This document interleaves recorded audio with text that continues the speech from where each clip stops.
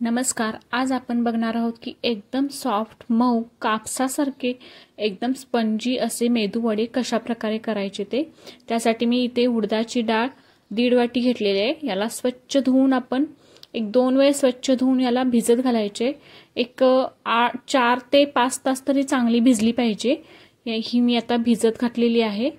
4 ते 5 तासासाठी मी याला भिजत ठेवणार आहे, जेणेकरून डाळ आपली चांगली व्यवस्थित भिजेल। ही बघा 4 ते 5 तासानंतर आपली डाळ व्यवस्थित पूर्णपणे भिजलेली आहे। आता याच्यातील मी पाणी पूर्णपणे व्यवस्थित काढून घेतलेले आहे, जेणेकरून आपल्याला ती डाळ वाटतेवी त्याच्यामध्ये पाणी जास्त राहता कामा नये। नाहीतर डाळीचं जर प्रमाण पिठाचं जर प्रमाण पातळ झालं तर आपले मेदू वडे येणार नाही।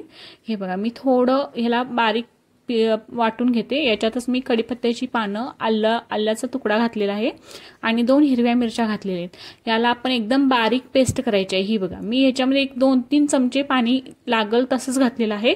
जास्त पीठ आपल्याला पातळ ठेवायचा नाहीये, त्यामुळे मेदू वडे होणार नाहीत। हे बघा आता हे आपण एका बाउलमध्ये काढून घ्यायचं आहे।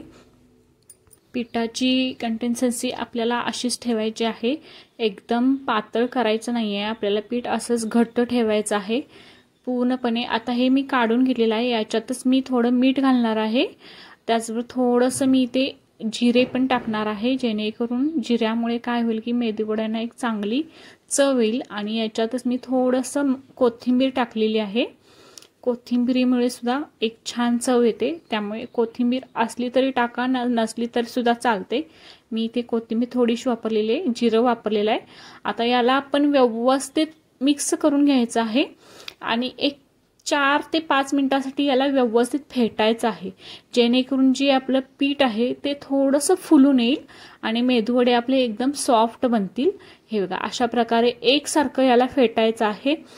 2-3 मिनिटं तरी चांगलं फेटलं पाहिजे। हे बघा किती एकदम जसं फेटल तसं पीठ आपलं एकदम मऊसूत म्हणजे असं फुलून येत आहे। अशा प्रकारे आपल्याला पीठ म्हणजे जास्तपणे फेटायचं आहे। हे बघा मी इथे 4 ते 5 मिनिटं कमीत कमी पीठ फेटलेलं आहे। आता आपलं हे पीठ फुललेलं आहे की नाही ते आपण एका वाटीमध्ये पाणी घेऊन आपल्याला ते चेक करायचं। जर पाण्यामध्ये जर पीठ तरंगलं तर आपलं पीठ तयार झालेलं आहे। हे बघा आपलं पीठ व्यवस्थित तयार झालेलं आहे, वाटीमध्ये पाण्यामध्ये तरंगत आहे।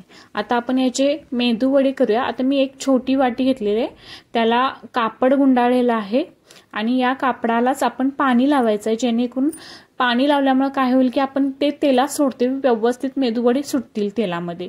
हे बघा मी अशा प्रकारे पाणी लावलेलं आहे आणि याच्यावरच आता मी हे वड्याचं जे पीठ आहे ते थोडंसं घेऊन याच्यामध्येच मी त्याला वड्याचा आकार देणार आहे।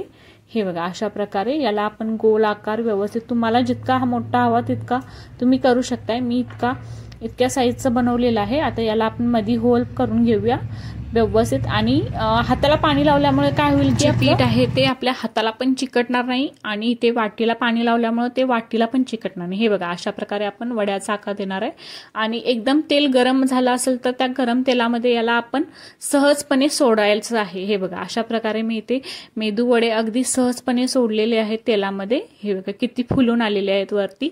अशा प्रकारे तुम्ही सुद्धा अगदी सहज आणि सोप्या पद्धतीने मेदू वडे अगदी घरच्या घरी करू शकताय। जसे हॉटेलमध्ये मिळतात किंवा साऊथ इंडियन पद्धतीमध्ये जसे बनवले जातात तशा प्रकारचे मी इथे मेदू वडे दाखवण्याचा प्रयत्न केलेला आहे। हे बघा किती छान एकदम सॉफ्ट आणि स्पंजी झालेले. त्याला 1-2-3 मिनिटं आपण तेलात फ्राय करून घेतलेला आहे. हे बघा अशा प्रकारे आपले मेदू वडे तयार झालेले आहेत. हे तुम्ही खोबऱ्याची चटणी किंवा टोमॅटोची चटणी वगैरे खाऊ शकताय. हे बघा अगदी आतमध्ये सुद्धा व्यवस्थित शिजलेला आहे आणि आतमध्ये सुद्धा एकदम स्पंजी आणि एकदम मऊ असं झालेलं आहे. हे बघा अशा प्रकारे आपले मेदू वडे सगळे व्यवस्थित तयार झालेले आहे. हे तुम्हाला रेसिपी जर आवडली असेल तर प्लीज लाईक करा, शेअर करा आणि चॅनेलला नक्की सबस्क्राईब करा.